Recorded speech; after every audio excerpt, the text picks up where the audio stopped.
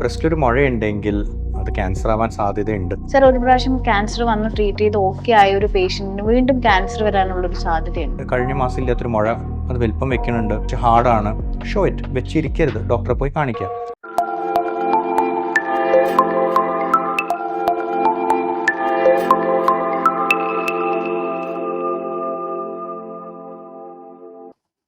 നമസ്കാരം, കിംസ് ഹെൽത്ത് ടോക്കിലേക്ക് സ്വാഗതം. ഇന്ന് നമ്മൾ ചർച്ച ചെയ്യാൻ പോകുന്നത് സ്ത്രീകളിലെ ബ്രസ്റ്റ് ക്യാൻസർ എന്ന വിഷയത്തെക്കുറിച്ചാണ്.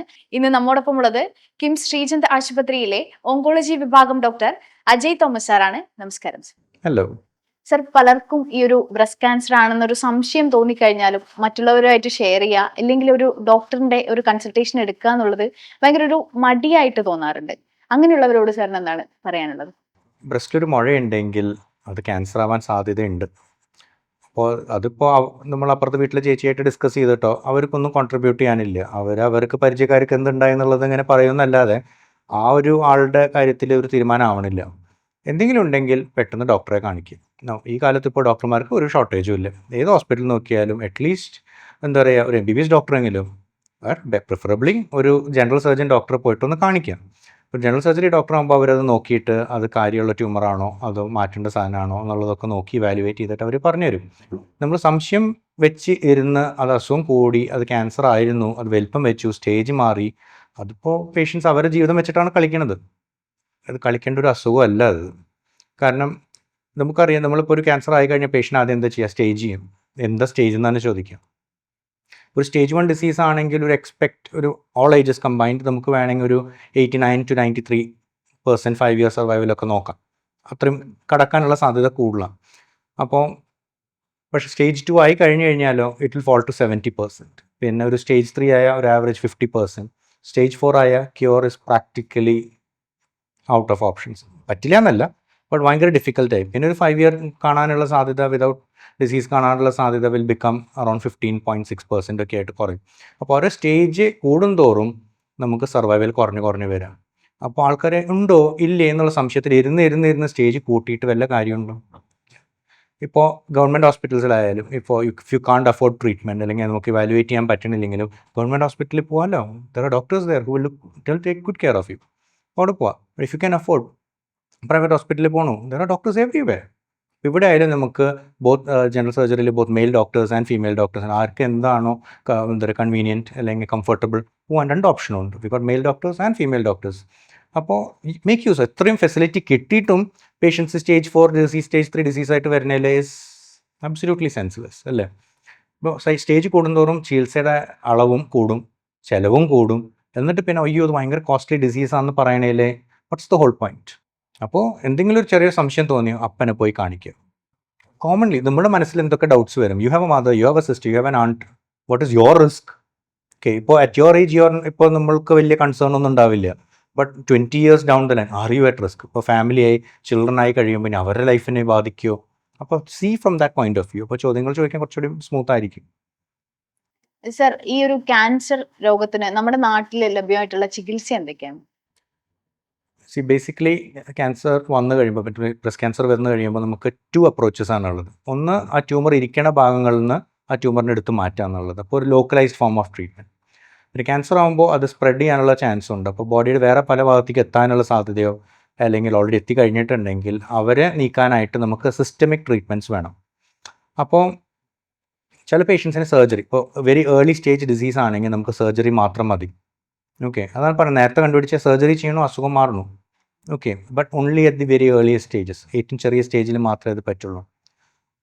കുറച്ചും കൂടി ഒന്ന് സ്റ്റേജ് കൂടി എങ്കിൽ നമുക്ക് റേഡിയേഷനും കൂടി ലോക്കൽ ട്രീറ്റ്മെൻ്റ് ആയിട്ട് കൊടുക്കേണ്ടി വരും. കാരണം തിരിച്ചു വരാതിരിക്കാൻ, സർജറി ചെയ്താലും ചിലപ്പോൾ അസുഖം തിരിച്ചു വരാനുള്ള സാധ്യതയുണ്ട്. അത് കുറയ്ക്കണമെങ്കിൽ നമുക്ക് റേഡിയേഷൻ കൂടി കൊടുക്കേണ്ടി വരും. ബട്ട് ഈ ബ്രസ്റ്റിൻ്റെ അവിടെ നിന്ന് ചാടിപ്പോയിട്ടുള്ള സെല്ലുകൾക്ക് വേണ്ടിയിട്ട് എന്ത് ചെയ്യാം? ക്യാൻസർ സെല്ലുകൾ ചാടിപ്പോയിട്ടുണ്ട്, അവരിവിടെ കൊളിച്ചിരിക്കുകയാണ് ബോഡിയിൽ നിന്ന്. ടൈം കൊടുത്താൽ അവരത് വളർന്ന് അവിടെയൊക്കെ സ്പ്രെഡായ പോലെ ആവും.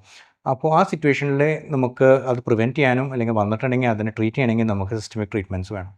അവിടെ നമുക്ക് കീമോതെറാപ്പി ആയിരിക്കും ആൾക്കാർക്ക് കൂടുതൽ ഫെമിലിയർ ആയിട്ടുള്ള ട്രീറ്റ്മെൻറ്റ്. ബട്ട് നമ്മളിപ്പോൾ കുറച്ചും കൂടിയും മനസ്സിലാക്കിയെന്ന് വെച്ചാൽ ബ്രസ്റ്റ് ക്യാൻസർ 1 ഡിസീസ് അല്ല, 3 സെപ്പറേറ്റ് ഡിസീസസ് ആണ്. അപ്പോൾ ഇത് ഏത് ടൈപ്പാണെന്നനുസരിച്ചിട്ട് ഈ 3 ഡിസീസിനെ 3 ടൈപ്പ് ട്രീറ്റ്മെൻറ്റാണ് കൊടുക്കുക. ഒരു ടൈപ്പിന് നമ്മൾ കീമോതെറാപ്പി മാത്രമേ കൊടുക്കുള്ളൂ. ഒരു ടൈപ്പിന് വേണമെങ്കിൽ ഹോർമോൺ ട്രീറ്റ്മെൻറ്റ് കൂടിയും കൊടുക്കാം. ഹോർമോൺ ട്രീറ്റ്മെൻറ്റ് യൂഷ്വലി ടാബ്ലറ്റ്സ് ആയിരിക്കും. ഒരു 5 ഇയേഴ്സ് 7 ഇയേഴ്സ് ഓർ 10 ഇയേഴ്സ് കഴിക്കണം. ബട്ട് യൂഷ്വലി ഒരു ഒറ്റ ടാബ്ലറ്റ് കഴിക്കും. അതെടുക്കുമ്പോൾ തന്നെ അസുഖം തിരിച്ചു വരാനുള്ള ചാൻസ് കുറയും, അല്ലെങ്കിൽ സ്പ്രെഡ് ആവാനുള്ള ചാൻസ് കുറയും. That's also good. പിന്നെ HER2 പോസിറ്റീവ് ആണെങ്കിൽ അതിന് ടാർഗറ്റ് ചെയ്തിട്ടുള്ള മെഡിസിൻ ചിലപ്പോൾ 1 ഇയർ ഒക്കെ കൊടുക്കേണ്ടി വരും. അപ്പോൾ എന്ത് ട്രീറ്റ്മെൻറ്റ് കൊടുക്കണമെന്നുള്ളത് വിൽ ഡിപ്പെൻഡ് ഓൺ ഏത് ടൈപ്പ് ബ്രസ്റ്റ് ക്യാൻസർ, ഏത് സ്റ്റേജ്, ആൻഡ് ഈ ട്രീറ്റ്മെൻറ്റ് എല്ലാം നമ്മുടെ നാട്ടിൽ അവൈലബിൾ ആണ്. അപ്പോൾ ആൾക്കാർ ഇപ്പോൾ വേറെ എവിടെയും പോകേണ്ട ആവശ്യമില്ല. ഇതിലുള്ള എവറി ട്രീറ്റ്മെൻറ്റ് ബ്രസ്റ്റ് ക്യാൻസറിനുള്ളത് is available in our state. അപ്പോൾ ആൾക്കാർ just make good use of it എന്ന് മാത്രമേ പറയാനുള്ളൂ. ഇത് ഇല്ല. ബട്ട് നേരത്തെ സ്റ്റേജ് ആണെങ്കിൽ amount ഓഫ് ട്രീറ്റ്മെൻറ്റ് കുറയും, ചിലവ് കുറയും. എല്ലാ ക്യാൻസർ പേഷ്യൻസിനും കീമോ ചെയ്യേണ്ട ആവശ്യം വരാറുണ്ട്? ഇല്ല. എസ്പെഷ്യലി വളരെ ഏർലി സ്റ്റേജ് ആയിട്ടുള്ള ഡിസീസാണ്, പേഷ്യൻറ്റിന് HER2 നെഗറ്റീവ് ആണ്, അങ്ങനത്തെ പേഷ്യൻസിനൊക്കെ നമുക്ക് യൂഷ്വലി സർജറി ചെയ്ത് കഴിഞ്ഞ് ഡിപ്പെൻഡിങ് ഓൺ സർക്കംസ്റ്റാൻസ് റേഡിയേഷനും കൊടുത്തു കഴിഞ്ഞാൽ നമുക്ക് വേണമെങ്കിൽ വേറെ ട്രീറ്റ്മെൻറ്റ് ആവശ്യം വരില്ല. ചിലപ്പോൾ ഹോർമോൺ ട്രീറ്റ്മെൻറ്റ് മാത്രം മതി. വളരെ ഏർലി ചില പേഷ്യൻസിന് ചിലപ്പോൾ വേറൊരു ട്രീറ്റ്മെൻറ്റേ വേണ്ട. ബട്ട് അത് സ്റ്റേജ് അനുസരിച്ചും അത് നമ്മൾ ട്രീറ്റ്മെൻറ്റ് ഇവാലുവേഷൻ കഴിയുമ്പോഴേ നമുക്കത് പറയാൻ പറ്റുള്ളൂ. ബട്ട് നോ, എല്ലാവർക്കും ആവശ്യമുണ്ടോ? നോട്ട് റിയലി, എല്ലാവർക്കും ആവശ്യമില്ല. പക്ഷേ നമ്മുടെ നാട്ടിൽ പേഷ്യൻസ് ഒരുവിധം എല്ലാവരും ഒന്ന് സ്റ്റേജ് കൂട്ടിയിട്ട് വരുന്നത്. അത് കാരണം മെനി ഇഫ് നോട്ട് മോസ്റ്റ് പേഷ്യൻസിനെ at some point in time chemo ആവശ്യം വരാറുണ്ട്. ക്യാൻസർ ചികിത്സ എന്ന് പറയുന്നത് പൊതുവെ ഒരു ചെലവ് കൂടിയിട്ടുള്ളതാണ്. അതായത് ക്യാൻസർ രോഗം ഉണ്ടെന്ന് അറിഞ്ഞാൽ തന്നെ എല്ലാവർക്കും ഒരു പേടി വരുന്നതും ഈ ഒരു ചെലവിനെ വെച്ചിട്ട് തന്നെയായിരിക്കും കൂടുതലും. അപ്പോൾ ഈ ഒരു ട്രീറ്റ്മെന്റിന് ഇത്രയും ചെലവ് വരാനുള്ള റീസൺ എന്തായിരിക്കും? നമ്പർ 1, മൾട്ടിപ്പിൾ ട്രീറ്റ്മെൻറ്റ്സ് വേണം. ഫോർ എക്സാമ്പിൾ സർജറി ചെയ്യണം. അപ്പോൾ നമ്മുടെ ഒരു സിമ്പിൾ സർജറി അല്ലല്ലോ. ബ്രസ്റ്റ് എടുക്കുക, ബ്രസ്റ്റ് മാറ്റുക, ആ ബ്രസ്റ്റ് റീകൺസ്ട്രക്റ്റ് ചെയ്യുക. അപ്പോൾ അത്രയും സ്കില്ലുള്ളൊരു ഡോക്ടർ വേണം. അപ്പോൾ നമുക്ക് അങ്ങനത്തെ ഒരു സ്കില്ലുള്ള ഡോക്ടർ ട്രെയിൻ ചെയ്തെടുത്തു കഴിഞ്ഞാൽ ആളുടെ കെയറിനും പ്രൈസ് ഉണ്ടാവും. So it will be costly. ഇപ്പോൾ നമ്മൾ സിമ്പിൾ ഒരു സർജറി അല്ല, സിമ്പിൾ ഒരു ബയോപ്സി അല്ല, നമുക്ക് ട്യൂമർ ഫുൾ എടുക്കുകയും ചെയ്യണ ഡോക്ടർ ആൻഡ് ഒരു കോസ്മെറ്റിക്കലി ദാറ്റ് ഇസ് കാണാൻ ഭംഗിയുള്ള ഒരു ബ്രസ്റ്റ് ബാക്കി വെച്ചിട്ടോ അല്ലെങ്കിൽ ചെസ്റ്റ് വോൾക്കിൽ ഡാമേജ് ഇല്ലാതെ വേറൊരു സർജറിക്കുള്ള ഒരു setup, that is breast reconstruct ചെയ്യാൻ പറ്റുക, അല്ലെങ്കിൽ ബ്രസ്റ്റ് റീകൺസ്ട്രക്ട് ചെയ്യുക, അത്രയും ഭംഗിയിൽ ചെയ്യണമെങ്കിൽ it will take time, it will take skill. And ഇത് രണ്ടും ടൈമും സ്കിൽ എടുക്കുമ്പോൾ എന്തായാലും കോസ്റ്റ് ഉണ്ടാവും. അപ്പോൾ സർജറി അത്ര ചീപ്പാവില്ല. It understandable. റേഡിയേഷൻ, നമുക്കിപ്പോൾ റേഡിയേഷൻ ആവശ്യമില്ലാത്ത ബോഡി പാർട്സിന് പോകുന്നത് ഇഷ്ടമാണോ? നോ. ആവശ്യമുള്ള ബോഡിയിൽ മാത്രമേ എത്താൻ പാടുള്ളൂ. അപ്പോൾ അത്ര ആക്യുറേറ്റ് ആയിട്ട് നമ്മുടെ മെഷീൻസിന് ഇപ്പോൾ 1 മില്ലിമീറ്റർ, ദാറ്റ് ഈസ് പേഷ്യൻറ്റിന് നമ്മളിപ്പോൾ ഒരു ഏരിയ വരച്ച 1 മില്ലിമീറ്റർ ആക്യുറസിയിൽ മെഷീൻസിനെ ഇപ്പോൾ ഡെലിവറി ചെയ്യും, സംടൈംസ് ഈവൻ ലെസ്. അപ്പോൾ അത്ര ആക്യുറസിയിൽ കൊടുക്കണമെങ്കിൽ മെഷീൻ അത്ര കേപ്പബിൾ ആയിരിക്കണം. അപ്പോൾ കോസ്റ്റ്ലി മെഷീൻസ് ആയിരിക്കും, അത്രയും കെയർ കൊടുക്കണം, സമയമെടുത്ത് പേഷ്യനെ സെറ്റപ്പ് ആക്കണം, എന്നാൽ മാത്രമേ റേഡിയേഷൻ കറക്റ്റ് ആയിട്ടുള്ളൂ. കോസ്റ്റ് ഉണ്ടാവുമോ? Yes, it will. പിന്നെ മെഡിസിൻസ്, കുറേ ടൈപ്പ് മെഡിസിൻസ് ഉണ്ട്. ഓരോ പേഷ്യൻറ്റിന് അവരുടെ ടൈപ്പ് ഓഫ് ബ്രസ്റ്റ് ക്യാൻസർ അനുസരിച്ച് നമുക്ക് അതായത് കറക്റ്റായിട്ടുള്ള മാച്ച്ഡ് മെഡിസിൻസ് കൊടുക്കണം. ഓരോ പുതിയ മെഡിസിൻ കണ്ടുപിടിക്കുമ്പോഴും അതിന് കോസ്റ്റ് ഉണ്ട്. ഡെവലപ്മെൻറ്റ് ഇങ്ങനെ ഡ്രഗ്സ് ഡെവലപ്പ് ചെയ്യാൻ നമ്മളൊന്നും അത് പറ്റി അറിയണില്ല. നമ്മൾ അതിൻ്റെ ബാക്കിലുള്ള എത്ര റിസർച്ച് നടന്നു, എത്ര വർഷത്തെ ഹാർഡ് വർക്ക് ഉണ്ട്, എത്ര പേര് അതിന് വേണ്ടി സ്ട്രഗിൾ ചെയ്തിട്ടുണ്ട്, എത്ര പേര് വർക്ക് ചെയ്തിട്ടാണ്, എത്ര പേഷ്യൻസിനെ ടെസ്റ്റ് ചെയ്ത് നോക്കി ഇത് വർക്ക് ചെയ്യണമെന്ന് പ്രൂവ് ചെയ്തിട്ടാണ് മാർക്കറ്റിൽ എത്തുന്നത്. അതൊന്നും നമ്മൾ അറിയണില്ല. വി ഓൺലി ആ സാധനം കാണുന്നു, അത് ഇത്ര കോസ്റ്റ് ആണെന്നുള്ളത് മാത്രമേ നമ്മൾ അറിയണുള്ളൂ. That's not right. അപ്പോൾ എന്തായാലും ഒരു ന്യൂ ഡ്രഗ് മാർക്കറ്റിൽ വരുമ്പോൾ ഇറ്റ് വിൽ ബി കോസ്റ്റ്ലി. പിന്നെ കുറേ വർഷങ്ങളെടുത്ത് പ്രൈസ് കുറഞ്ഞേക്കാം, ബട്ട് അത് ഡെവലപ്പ് ചെയ്യുന്ന കമ്പനിയുടെ ഇതാണ്. പിന്നെ ഇപ്പോൾ ഗവൺമെൻറ് നല്ല കാര്യം ചെയ്തിട്ടുണ്ട്, ടാക്സ് കുറച്ചിട്ടുണ്ട്. സോ മെനി ഡ്രഗ്സ് പ്രൈസും കുറഞ്ഞിട്ടുണ്ട്. ബട്ട് എൻ്റെ ഒപ്പീനിയനിൽ ക്യാൻസർ മെഡിസിൻസിനെ ഒരു ടാക്സും പാടില്ല എന്നാണ്. ബിക്കോസ് വെറുതെ since you got cancer play for the country എന്ന് പറയുന്നത് ശരിയല്ലല്ലോ. അപ്പോൾ my this thing is that. പിന്നെ പുതിയ ഇപ്പോൾ മെഷീൻസ്, ഇപ്പോൾ റോബോട്ടിക് സർജറി ആണെങ്കിലും റേഡിയേഷൻ മെഷീൻസ് ആണെങ്കിലും, if you bringing it into the country, അത് മാനുഫാക്ചറിങ് നമ്മുടെ നാട്ടിലില്ല. അപ്പോൾ പുറത്തുനിന്ന് കൊണ്ടുവരുമ്പോൾ again there is taxation on it അല്ലേ. അപ്പോൾ why is the government taxing all this? Tax എടുത്തു കഴിഞ്ഞാൽ അത് ഇവിടുന്ന് ഇവർ എന്തായാലും ഫ്രീ ആയിട്ട് ആരും ചെയ്തു തരാനൊന്നും പോകുന്നില്ല. നിങ്ങളൊരു സാധനം മേടിച്ച് കഴിഞ്ഞാൽ അത് ടാക്സിന് നിങ്ങൾ കസ്റ്റമൈസ് ചെയ്യുന്നത് you will take it back. അപ്പോൾ ടാക്സ് ഇല്ലെങ്കിൽ റേറ്റ് കുറയും. അറ്റ് ദ സെയിം ടൈം ഇപ്പോൾ ആർക്കും എന്താ പറയുക, എവറി ടൈം നമുക്ക് ട്രീറ്റ്മെൻറ്റ് അഫോർഡ് ചെയ്യാൻ പറ്റണമെന്നില്ല. എസ്പെഷ്യലി ന്യൂവർ ഡ്രഗ്സൊക്കെ ഭയങ്കര കോസ്റ്റ്ലിയാണ്. So if you want to counter that, അതെങ്ങനെയാണ്? You need to have health insurance. Health insurance ഇല്ലാതെ ഈ കാലത്തൊന്നും നടക്കില്ല. അപ്പോൾ യു മസ്റ്റ് ഹാവ് ഇറ്റ്. ഞാൻ മുമ്പ് വർക്ക് ചെയ്ത ചില ഹോസ്പിറ്റൽ, ഇപ്പോൾ ESI ഹോസ്പിറ്റലൊക്കെ വർക്ക് ചെയ്തിരുന്ന കാലത്ത് I'm so happy to see that പേഷ്യൻസിനെ പുവർ പേഷ്യൻ്റ് ആണ്, ബട്ട് അവർക്ക് ESI ഉള്ള കാരണം അവർക്കൊരു ലിമിറ്റില്ല. Any treatment can be given. Monoclonal antibodies, in fact ഒരു time the poor patients were getting better treatment than ഒരു മിഡിൽ ക്ലാസ് പേഷ്യൻറ്റ്. കാരണം മിഡിൽ ക്ലാസ് പീപ്പിളിന് അവിടെ കൊടുത്തിട്ടുള്ള ചില ഡ്രഗ്സ് അഫോർഡ് ചെയ്യാൻ പോലും പറ്റില്ല. ഒരു വയലിന് ചില ഡ്രഗ്സിന് 2.5 lakhs, ബട്ട് അവർക്ക് ESI കവറേജ് ഉണ്ട് and they get the drug for free. So they were getting good treatment. അപ്പോൾ സം ഫോം ഓഫ് ഇൻഷുറൻസ് ഉണ്ട് and you have a good cover. Cost is not an issue. It's usually poor or bad planning. Sir, ഒരു പ്രാവശ്യം cancer വന്ന് treat ചെയ്ത് okay ആയ ഒരു പേഷ്യന്റിന് വീണ്ടും cancer വരാനുള്ള ഒരു സാധ്യതയുണ്ട്. ഉണ്ട്. രണ്ട് ഇഷ്യൂ ആണ് അവിടെ ഉള്ളത്. ഒന്ന്, നമ്മൾ ആദ്യം ട്രീറ്റ് ചെയ്ത ക്യാൻസർ തിരിച്ചു വരുമോ ഇല്ലേ, ദാറ്റ്സ് ഓൾവേസ് ദയർ, നമുക്ക് പറയാൻ പറ്റില്ല. ബട്ട് സ്റ്റേജ് അനുസരിച്ചും ട്യൂമർ സൈസ് ചെറുതാവും തോറും വരാനുള്ള സാധ്യത കുറവാണ്. ഒരു ഗുഡ് സർജറി ചെയ്തിട്ടുണ്ട്, ഗുഡ് റേഡിയേഷൻ കൊടുത്തിട്ടുണ്ട്, ഗുഡ് സിസ്റ്റമിക് ട്രീറ്റ്മെൻറ്റ് കീമോ ഒക്കെ കൊടുത്തിട്ടുണ്ടെങ്കിൽ വരാനുള്ള ചാൻസ് കുറവാണ്. ബട്ട് ഇറ്റ് ഈസ് അഗെയിൻ ഒരു സ്റ്റാറ്റിസ്റ്റിക്കൽ പ്രോബബിലിറ്റി. നമുക്ക് ഇനീഷ്യൽ ഇയേഴ്സിൽ ഒരു പേഷ്യൻ്റ് ട്രീറ്റ്മെൻറ്റ് കഴിഞ്ഞ ആദ്യത്തെ കുറച്ച് വർഷങ്ങളിൽ നമുക്ക് കൺസേൺ ആ സെയിം ഡിസീസ് തിരിച്ചു വരുമെന്ന്. ബട്ട് അങ്ങനെ 3 ഇയേഴ്സ് 5 ഇയേഴ്സ് 7 ഇയേഴ്സ് 10 ഇയേഴ്സ് അങ്ങോട്ട് ഓരോ വർഷങ്ങൾ ചെല്ലും തോറും തിരിച്ചു വരാനുള്ള ചാൻസ് കുറയും. Body has probably cured the disease. നമ്മുടെ ട്രീറ്റ്മെൻറ്റ് സപ്പോർട്ടുണ്ട്. പിന്നെ നമ്മുടെ കൺസേൺ പുതിയ ക്യാൻസർ വരും. ഒരു ബ്രസ്റ്റിൽ ക്യാൻസർ വന്നിട്ടുണ്ടെങ്കിൽ മറ്റേ ബ്രസ്റ്റിലും വരാൻ പാടില്ല എന്നില്ലല്ലോ. അപ്പോൾ whatever risk was there, രണ്ട് ബ്രസ്റ്റിനും ഈക്വലി എക്സ്പോസ്ഡ് ആണ്. ഇപ്പോൾ വൻകുടലിലെ ക്യാൻസർ വന്നു, ഒരു ഭാഗത്ത് വരാണെങ്കിൽ വേറെ ഭാഗത്തും പിന്നെ വരാമല്ലോ, പാടില്ല എന്ന് പറഞ്ഞിട്ടില്ല. സോ നമ്മളുടെ ടൈം ചെല്ലും തോറും പിന്നെ നമ്മുടെ കൺസേൺ പുതിയ ക്യാൻസറുകൾ വരുമെന്ന്. അപ്പോൾ അതിനുള്ള checkup most of these people ഒരു ചെക്കപ്പ് കണ്ടിന്യൂ ചെയ്യണം. ക്യാൻസർ വരാനുള്ള സാധ്യത കുറവാണെങ്കിലും കണ്ടിന്യൂ ചെക്കപ്പ്. എന്തെങ്കിലും പുതിയ ഒരു ക്യാൻസർ വന്നിട്ട് നെക്സ്റ്റ് ടൈം ക്യാൻസർ വരുമ്പോൾ അത് വലിയ സ്റ്റേജിൽ കണ്ടുപിടിക്കേണ്ടത് very bad sign, very poor this. അങ്ങനെ ഉണ്ടാവേണ്ടതല്ല. ഒരിക്കൽ ഒരു എന്താ പറയുക, ഒരു ഡിസീസ് വന്നു, അന്ന് നമുക്ക് അറിയില്ലായിരുന്നു, പക്ഷെ പിന്നെയും അസുഖം വരുമ്പോൾ അപ്പോഴും സ്റ്റേജ് കൂടുതലായിട്ട് കാണുന്നത് ഇസ് എ ബാഡ് തിങ്. അപ്പോൾ ബി ഓൺ ചെക്കപ്പ്, കറക്റ്റായിട്ട് നോക്കുക ചെയ്യുക. അപ്പോൾ 2 ഫോൾഡാണെന്ന് മനസ്സിലായില്ലേ. 1, പഴയ ഡിസീസ് തിരിച്ചു വരുന്നുണ്ടോ, അത് ഓവർ ടൈം അതിൻ്റെ റിസ്ക് കുറഞ്ഞു വരും. പിന്നെ പുതിയ ക്യാൻസർ വരുന്നുണ്ടോ. അപ്പോൾ ചെക്കപ്പ് ചെയ്യുക എന്നുള്ളത് വളരെ ഇമ്പോർട്ടൻറ്റ് പാർട്ടാണ്. ഏത് ഏജ് മുതലായിരിക്കും നമ്മൾ ഇങ്ങനെ ഒരു ചെക്കപ്പിലേക്ക് പോകേണ്ടത്? ബ്രസ്റ്റ് ക്യാൻസർ വന്ന പേഷ്യൻസിനെ യൂഷ്വലി നമ്മളൊരു മിനിമം 10 ഇയേഴ്സ് പ്രോബബ്ലി ലോങ് ചെക്കപ്പിൽ വെക്കേണ്ടി വരും.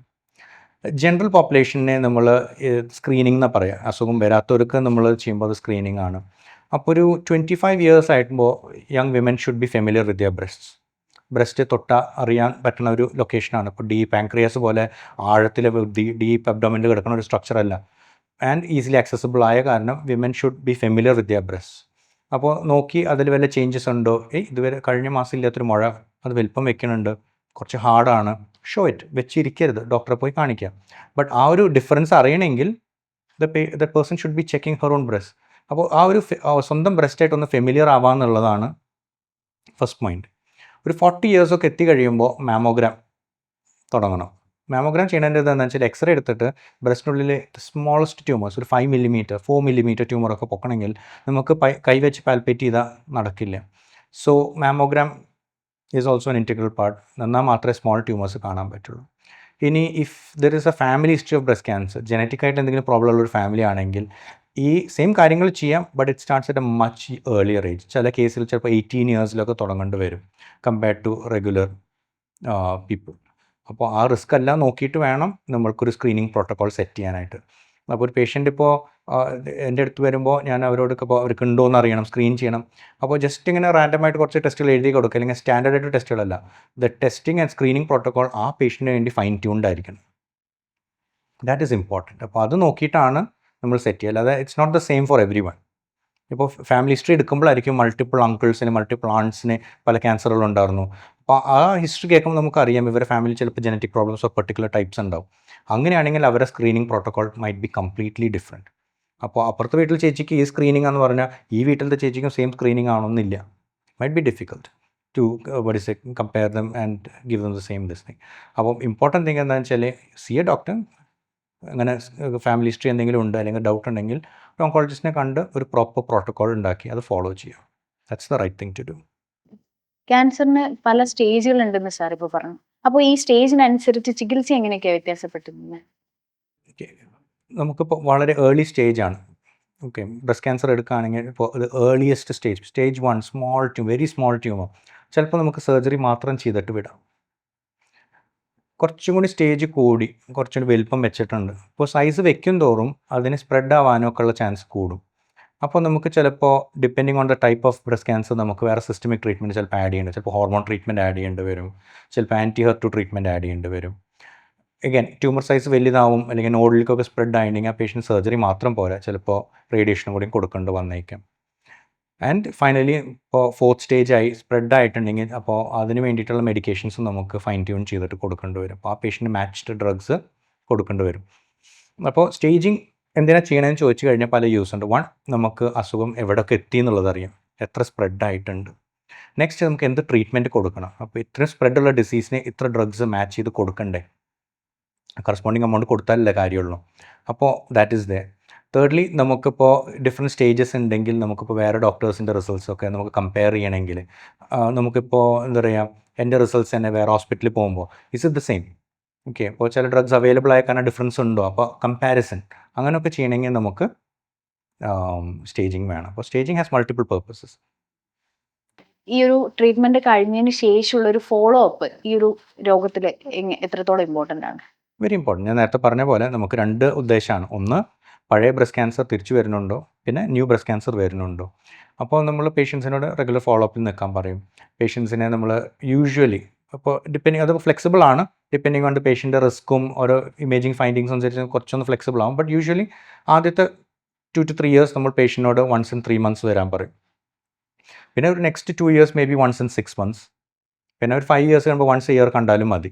അപ്പോൾ ഓരോ പ്രാവശ്യം പേഷ്യൻറ്റ് വരുമ്പോൾ we will be checking patient, clinically നോക്കണം, പേഷ്യനോട് ഹിസ്റ്ററി ചോദിക്കുക എന്തെങ്കിലും ഉണ്ടോ. പേഷ്യൻ്റ് അപ്പോഴായിരിക്കും പറയും ചെറിയൊരു ബാക്ക് പെയിൻ ഉണ്ട്, അപ്പോൾ അത് വാല്യൂറ്റ് ചെയ്യുമ്പോൾ ചിലപ്പോൾ ബോണിലേക്ക് സ്പ്രെഡ് ആയിട്ടുണ്ടാവും. അപ്പോൾ പേഷ്യനെ നമ്മൾ ചില നേരത്തെ എക്സാമിൻ ചെയ്യുമ്പോഴായിരിക്കും ചിലപ്പോൾ കഴകളൊക്കെ പൊക്കുക, വീണോ, ചിലപ്പോൾ ലിവർ പാൽപ്പബിൾ ആവും. അപ്പോൾ ഇമേജ് ചെയ്യുമ്പോൾ ചിലപ്പോൾ ഡിസീസ് റിലേറ്റഡ് ഇഷ്യൂസോ അല്ലെങ്കിൽ ട്രീറ്റ്മെൻറ്റ് റിലേറ്റഡ് പ്രോബ്ലംസോ കാണാം. ചിലപ്പോൾ സൈഡ് എഫക്ട്സ് കുറേ കഴിഞ്ഞിട്ടായിരിക്കും വരാം. Uncommon but can happen. അപ്പോൾ ഇതൊക്കെ നോക്കണമെങ്കിൽ നമ്മൾ പേഷ്യൻറ്റിനെ ഫോളോ അപ്പിന് വയ്ക്കണം. അപ്പോൾ ഒരു റെഗുലർ ടൈം ഉണ്ടാവും, പേഷ്യൻ്റ് കറക്റ്റായിട്ടുള്ള പ്രോട്ടോക്കോൾ ഉണ്ടാവും. ചില പേഷ്യൻ്റ് ഹോർമോൺ ട്രീറ്റ്മെൻറ്റ് ഇതിൻ്റെ കൂടെ എടുക്കുന്നുണ്ടാവും. അപ്പോൾ അതിനുള്ള ട്രീറ്റ്മെൻറ്റ് കറക്റ്റായിട്ട് പോകണില്ലെങ്കിൽ പേഷ്യൻ്റ് അതിൻ്റെ സൈഡ് എഫക്ട്സ് വല്ലതുണ്ടോ, വെരി അൺകോമൺ. ബട്ട് നമുക്ക് ചോദിച്ച് കഴിയുമ്പോഴായിരിക്കും അവർക്ക് ചിലപ്പോൾ ചില മെഡിസിൻസ് ചിലപ്പോൾ സൈഡ് എഫക്ട്സ് ഉണ്ടാക്കുന്നുണ്ടാവും. ചിലപ്പോൾ മരുന്ന് മാറ്റേണ്ടി വരില്ല, മേ ബി ടൈം മാറ്റിയാലും മതി. ഇപ്പോൾ രാവിലെ കഴിക്കുന്ന മെഡിസിൻ ഈവനിങ്ങിലേക്ക് മാറ്റിയാലും മേ ബി സൈഡ് എഫക്ട്സ് കുറയാം. അപ്പോൾ ആ ഒരു ചേഞ്ചസ് ഉണ്ടാക്കാനും അവരുടെ ലൈഫ് കംഫർട്ടബിൾ ആണ്, അസുഖം സ്ക്രീൻ ചെയ്യാനായിട്ട് റെഗുലർ ഫോളോ അപ്പ് ആണ്. അപ്പോൾ ഈച്ച് ടൈം പേഷ്യൻ്റ് ഞങ്ങളുടെ അടുത്ത് വരുമ്പോൾ നമ്മൾ നെക്സ്റ്റ് റിവ്യൂ ഡേറ്റ് എന്നാന്നുള്ളത് പറഞ്ഞു കൊടുക്കും. നെക്സ്റ്റ് ടൈം വരുമ്പോൾ എന്തൊക്കെ ടെസ്റ്റുകൾ ചെയ്തിട്ട് വരണം എന്നുള്ളത് കറക്റ്റായിട്ട് എഴുതി കൊടുത്തിട്ടുണ്ടാവും. പേഷ്യൻ്റ് അത് ഫോളോ ചെയ്യാം. ഇത്രയേ ഉള്ളൂ. ഒരു ക്യാൻസർ രോഗി സാറിൻ്റെ അടുത്ത് വരുന്ന സമയത്ത് സാറും ആ ഒരു ക്യാൻസർ രോഗിയായിട്ടുള്ള ഒരു അതെന്ന് വെച്ചാൽ ഭയങ്കര ഒരു ടെൻഷനുള്ളൊരു അവസ്ഥയിലായിരിക്കും അവരുണ്ടാവുക. ആ ഒരു സമയത്ത് അവരെങ്ങനെ ഡീൽ ചെയ്യാറ്? ബേസിക്കലി പേഷ്യൻ്റ് വരുമ്പോൾ എന്തായാലും സ്ട്രെസ്ഡ് ആയിട്ടായിരിക്കും വരിക, പേടിയുണ്ടാവും, അവർ മനസ്സിൽ പല ചിന്തകളും പോകുന്നുണ്ടാവും. ക്യാൻസർ ആണോ, തട്ടിപ്പോവോ, ഫാമിലി ഇനി ഞാനില്ലാതെ എങ്ങനെ മാനേജ് ചെയ്യും, ഹസ്ബൻഡ് എങ്ങനെ നോക്കും, മക്കളുടെ കാര്യം എങ്ങനെ, എൻ്റെ പാരൻസ് വറി ചെയ്യോ, ലോട്ട്സ് ഓഫ് തിങ്സ്. കുറേ കാര്യങ്ങൾ, ഫൈനാൻഷ്യൽ സിറ്റുവേഷൻ, ഞാനൊരു ബേർഡൻ ആവോ, ഫാമിലിനെ ഞാൻ ഇതുവരെ നോക്കി എന്നിട്ട് ലാസ്റ്റ് ഞാൻ അവർക്കൊരു ബേർഡൻ ആയോ, ലോട്ട്സ് ഓഫ് ഇഷ്യൂസ് ഉണ്ടാവും.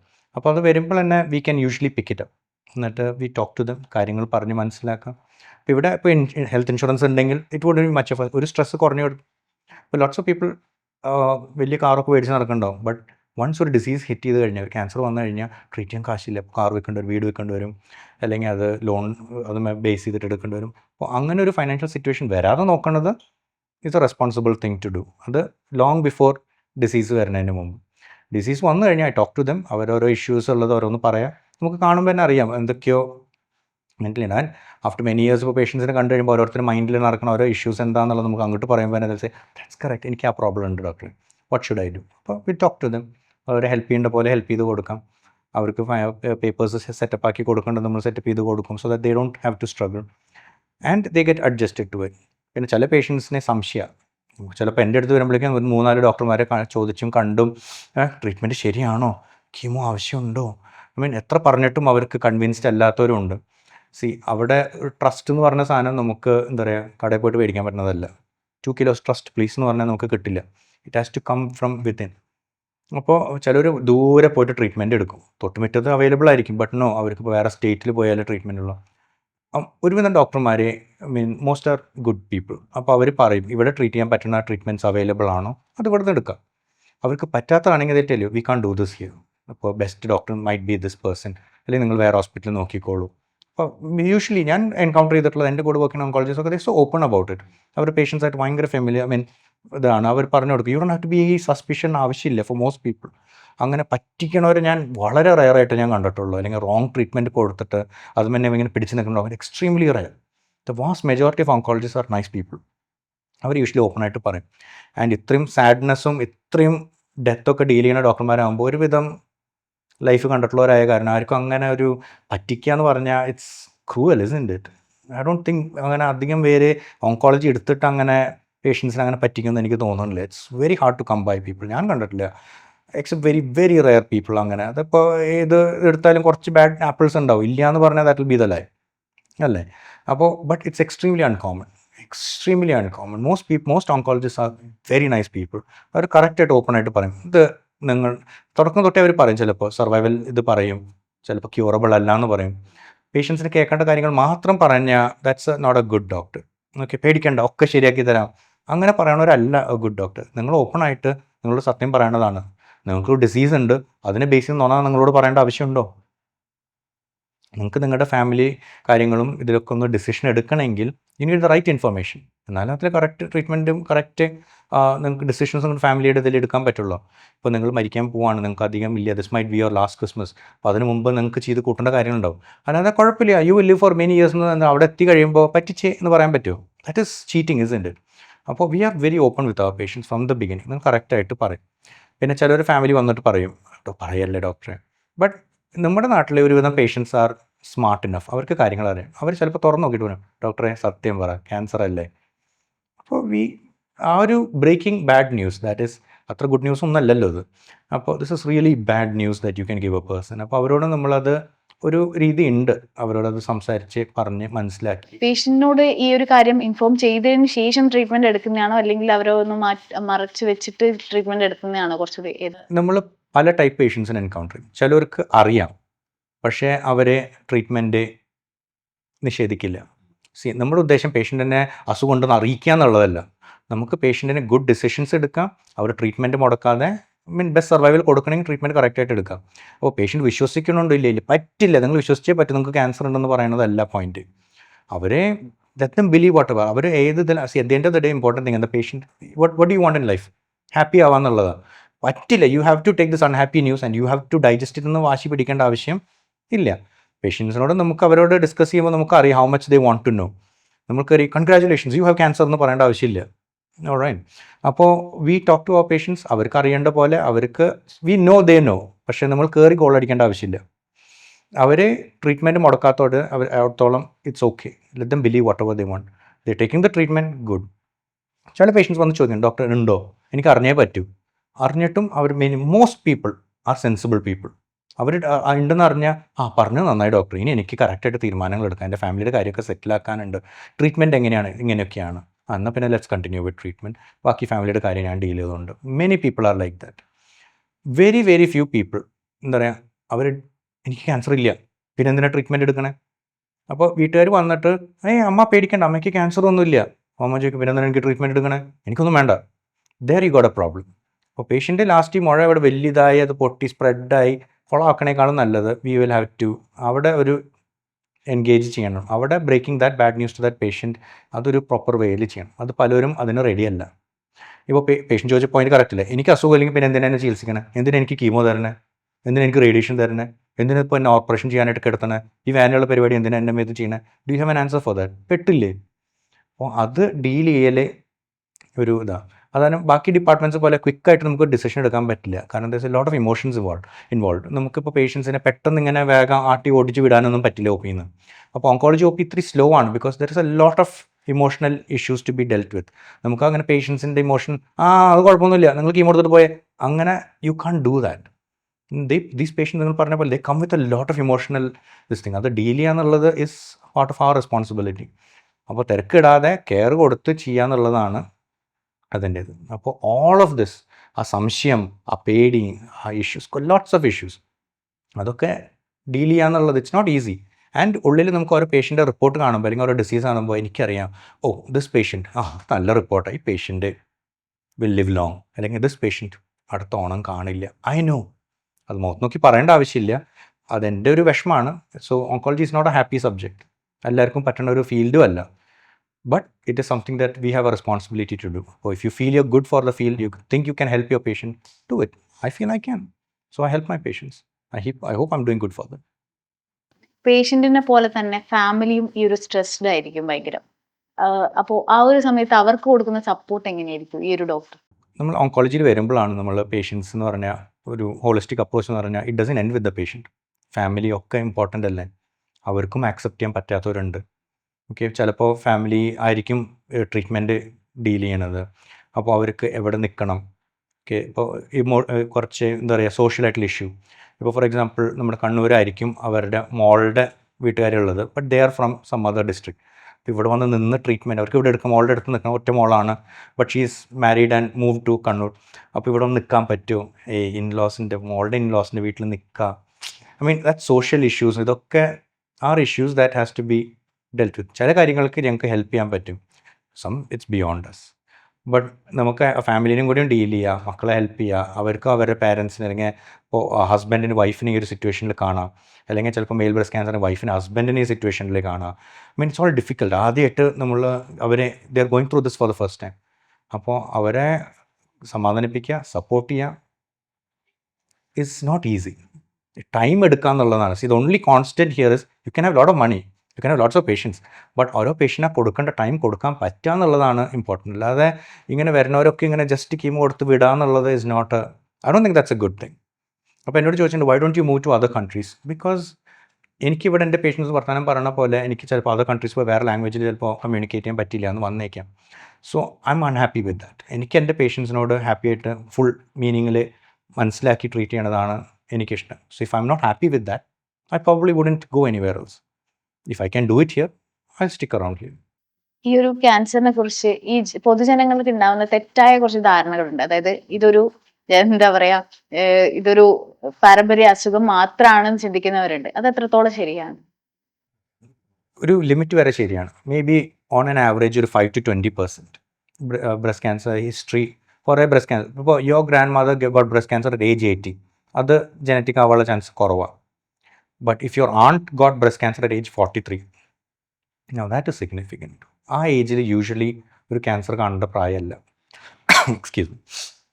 അപ്പോൾ ഒരു സിറ്റുവേഷൻ ഉണ്ട്, അല്ലെങ്കിൽ ഒരു പേഷ്യൻ 45-year-old ലേഡി, ഇപ്പോൾ റീസെൻ്റ് ഒരു പേഷ്യൻ ഉണ്ട്, ബോത്ത് ബ്രസ്റ്റിൽ cancers. That's not usual. I mean ഒരു ക്യാൻസർ വരാമെന്നുള്ളത് ഇസ് എൻ അൺകോമൺ ഇവൻറ്റ്.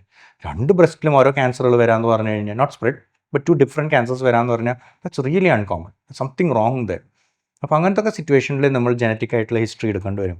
അപ്പോൾ പേഷ്യൻ്റ് എൻ്റെ അടുത്ത് വരുമ്പോൾ എല്ലാവരും ഹിസ്റ്ററി എടുക്കുന്നതിൻ്റെ കൂടെ ഫാമിലി ഹിസ്റ്ററി കൂടി നമ്മൾ ചോദിക്കും. പ്രോബ്ലം എന്താ വെച്ചാൽ കുറേ പേർക്ക് അറിയില്ല. യെസ്, ഒരു അങ്കിൾ ഉണ്ടായിരുന്നു, ആൾ ദുബായിലായിരുന്നു, അവിടെ എന്തോ ക്യാൻസറാണെന്ന് തോന്നുന്നുണ്ട്, വയറ്റിൽ എന്തൊരു മുഴയായിട്ട് മരിച്ചത്. അപ്പോൾ അത് ക്യാൻസർ ആണോ അല്ലേ? അപ്പോൾ കുറേ അങ്കിൾമാർക്ക് വയറ്റിൽ മുഴയായിട്ട് മരിച്ചു. അപ്പോൾ ക്യാൻസർ ആണോ എന്താണ് വി ഡോണ്ട് നോ. അപ്പോൾ ആ ഒരു ഫാമിലി ഹിസ്റ്ററി അറിഞ്ഞിരിക്കുക എന്നുള്ളത് is important, because we can help you better if you give S A good history. അപ്പോൾ നല്ല ഹിസ്റ്ററി പറഞ്ഞാൽ നമുക്ക് യെസ് ഇത് നോക്കുമ്പോൾ അതിന് ക്രൈറ്റീരിയ ഉണ്ട്. ഇപ്പോൾ ലിഞ്ച് സിൻഡ്രോം ആണെന്ന് പറയണമെങ്കിൽ ഇങ്ങനെ കാര്യങ്ങൾ വേണം, അതിന് ഇത്ര തലമുറകളിൽ ഇത്ര പേർക്ക് ഉണ്ടായിരുന്നു, ഇത് സെയിം ക്യാൻസർ ആണോ, ഏതൊക്കെ ക്യാൻസറുകളാണെന്ന് അറിയണം. എനിക്കറിയില്ല ഡോക്ടർ, എന്തോ ഉണ്ടായിരുന്നു is not a good answer. അപ്പോൾ അതിൻ്റെ ഇൻഫർമേഷൻ്റെ ക്വാളിറ്റി കുറഞ്ഞു, നമുക്ക് അവരെ ഹെൽപ്പ് ചെയ്യാൻ പറ്റുന്ന കാര്യങ്ങളും ഹാസ് ഗോൺ ഡൗൺ. അപ്പോൾ ജനറ്റിക് ഹിസ്റ്ററി നോക്കുക, അതും കൂടി നോക്കിയിട്ടാണ് നമ്മൾ തീരുമാനിക്കുക. അപ്പോൾ for your question, on an average ഒരു 5 തൊട്ട് 20% വരെ, 5 to 20% ഫാമിലീസിൽ യൂഷ്വലി മിഡ് ക്യാൻസർ പേഷ്യൻസിൽ ഒരു ഫാമിലി ഹിസ്റ്ററിയോ ജനറ്റിക് കോസ് ഉണ്ടാവും. ബട്ട് മെജോറിറ്റിയിലോ ഇല്ല, it's A random event. Sir ഒന്ന് സമറൈസ് ചെയ്ത് പറയുകയാണെങ്കിൽ ഈ ഒരു ബ്രസ്റ്റ് ക്യാൻസറിൽ എന്തൊക്കെയാണ് നമ്മൾ ശ്രദ്ധിക്കേണ്ട കാര്യങ്ങൾ? ബേസിക്കലി നമുക്ക് 4-5 കാര്യങ്ങളാണ് ശ്രദ്ധിക്കേണ്ടത്. 1, സ്ക്രീനിങ്. ബ്രസ്റ്റ് ക്യാൻസർ ഈസി ആയിട്ട് ബ്രസ്റ്റ് ഒരു ഈസി ആയിട്ടുള്ള ആക്സസിബിൾ ആയിട്ടുള്ള സ്ട്രക്ചറാണ്. അപ്പോൾ ക്യാൻസർ കണ്ടുപിടിക്കാൻ ഈസിയാണ്, ഡീപ്പ് സ്ട്രക്ചർ അല്ല. അപ്പോൾ സ്ക്രീനിങ് പ്രോട്ടോകോൾസ് ഫോളോ ചെയ്യുക. അപ്പോൾ 40 years കഴിഞ്ഞാൽ ഗെറ്റ് എ മാമോഗ്രാം, അത് റെഗുലറായിട്ട് ചെയ്യും. സെക്കൻഡ്ലി, ഒരു മുഴ കണ്ടുപിടിച്ചു, സംശയമുണ്ട്, വെച്ചിരിക്കരുത്, ഗെറ്റ് ഇറ്റ് ഇവാലുവേറ്റഡ്. എത്രയും പെട്ടെന്ന് ഡോക്ടറെ കാണിച്ചിട്ട് അത് ട്രീറ്റ് ചെയ്യുക. ചെറിയ ട്യൂമറാണോ, റിമൂവ് ഇറ്റ്, അതിന് ക്യാൻസർ ആവാൻ നിൽക്കണ്ട. തേർഡ്ലി, ജനറ്റിക് ഹിസ്റ്ററി അറിയുക, ഫാമിലി ഹിസ്റ്ററി അറിയുക, ഫാമിലിയിൽ എന്തൊക്കെ ക്യാൻസർ ഓടുന്നുള്ളൊരു ഇത് വേണം. അതും കൂടി വെച്ചിട്ട് വേണം നമുക്ക് നമ്മുടെ സ്ക്രീനിങ് പ്രോട്ടോകോൾസും ട്രീറ്റ്മെൻറ്റ് പ്രോട്ടോകോൾസും ചിലപ്പോൾ മാറിയെന്ന് വരും. അപ്പോൾ അതറിയാം. 4, ഇൻഷുറൻസ്. Health insurance ഇമ്പോർട്ടൻ്റാണ്. കുറേ ഡ്രഗ്സ് വരുന്നുണ്ട് മാർക്കറ്റിൽ, ബട്ട് ഇതൊക്കെ ന്യൂ ഡ്രഗ്സ് ആയ കാരണം these drugs R worth several lakhs of rupees. എല്ലാവർക്കും, ഞങ്ങൾ പോലും കണ്ണു തള്ളും, ഡോക്ടർമാർ പോലും ഒന്ന് ഞെട്ടിയിട്ടുണ്ട്. ഇൻഫാക്ട് ഡോക്ടേഴ്സിന് പോലും, ഞങ്ങളുടെ ഹോസ്പിറ്റൽ പോലും മോർ ദാൻ 85% ഓഫ് ദ ഡോക്ടേഴ്സിന് ഹെൽത്ത് ഇൻഷുറൻസ് ഉണ്ട്. ബിക്കോസ് വി നോ, ഞങ്ങൾ ഡെയിലി കാണുന്നതാണ് ഡിഫറെൻറ്റ് ടൈപ്സ് ഓഫ് ഡിസീസസ്, വേറെ ടൈപ്പ് ക്യാൻസറുകൾ, അതിൻ്റെ കോസ്റ്റ് അപ്ഫ്രണ്ടായിട്ട് ഞങ്ങൾക്ക് എടുക്കാം, ആർക്കും ലക്ഷങ്ങൾ എടുക്കാനുണ്ടാവില്ല. അപ്പോൾ ഹെൽത്ത് ഇൻഷുറൻസ് എടുത്തു വയ്ക്കുക. അത് ഗവൺമെൻറ് മാത്രമല്ല, പ്രൈവറ്റും കുറച്ചുള്ളത് നല്ലതായിരിക്കും. ലാസ്റ്റ്ലി, നമ്മുടെ ഗവൺമെൻറ് ഇത് കാര്യങ്ങളിൽ നമുക്ക് ഇലക്ഷനൊക്കെ വരുന്നുണ്ട്. അപ്പോൾ അതിലൊക്കെ ഇൻട്രസ്റ്റ് എടുത്തിട്ട് ഒരു ക്യാൻസർ പേഷ്യൻറ്റിന് എന്തൊക്കെ സപ്പോർട്ട് ചെയ്യാം. ഫോർ എക്സാമ്പിൾ ടാക്സേഷൻ വേണ്ട, മെഷീൻസിനെ അല്ലെങ്കിൽ റേഡിയേഷൻ മെഷീനൊക്കെ വേണമെങ്കിൽ ടാക്സേഷൻ ഒഴിവാക്കാം. കാരണം അത് വേറെ ഒന്നിനും യൂസ് ചെയ്യാൻ പറ്റുന്നതല്ല, വേറെ ആൾക്കും അതിനൊരു യൂസ് ഇല്ല. അതിപ്പോൾ ക്യാൻസർ പേഷ്യൻ്റ് മാത്രം യൂസ് ചെയ്യണ മെഷീൻസാണ് ബേസിക്കലി. യെസ്, റേഡിയേഷൻ ഇപ്പോൾ വേറെ ഇൻഡിക്കേഷൻസ് ഉണ്ട്, but the vast majority of patients are cancer patients. അപ്പോൾ അവർക്ക് അങ്ങനത്തെ കാര്യങ്ങളിലും അപ്പോൾ ഗവൺമെൻറ്റിനെ നമുക്ക് എങ്ങനെ നമ്മുടെ പേഷ്യൻസിനെ ഹെൽപ്പ് ചെയ്യാൻ പറ്റും, എന്തൊക്കെ ചെയ്യാൻ പറ്റും, അത് പറ്റിയിട്ട് ഒരു ഇൻട്രസ്റ്റ് എടുക്കലും അതിന് വേണ്ടിയിട്ട് ഒന്ന് സപ്പോർട്ട് നിൽക്കുന്നതും ഇസ് എ ഗുഡ് തിങ്. അപ്പോൾ these 4-5 things I think are something our people should do. പേടിച്ചിരുന്നിട്ട് മാത്രം പോരാ, എന്തെങ്കിലും ചെയ്യേ ഫോർ ഇറ്റ്. ബ്രസ്റ്റ് ക്യാൻസറിൽ സ്വന്തമായിട്ട് പരിശോധന നടത്തുക അല്ലെങ്കിൽ പെട്ടെന്ന് തന്നെ ഒരു ഡോക്ടറിന്റെ കൺസൾട്ടേഷൻ എടുക്കുക എന്നുള്ളത് വളരെ പ്രധാനപ്പെട്ട ഒരു കാര്യമാണ്. ആ ഒരു കാര്യത്തെക്കുറിച്ചാണ് നമ്മൾ ഇന്ന് സംസാരിച്ചിട്ടുണ്ടായിരുന്നത്. മറ്റൊരു വിഷയത്തെക്കുറിച്ച് അടുത്ത ആഴ്ച വീണ്ടും കാണുന്നത് വരെ നന്ദി, നമസ്കാരം.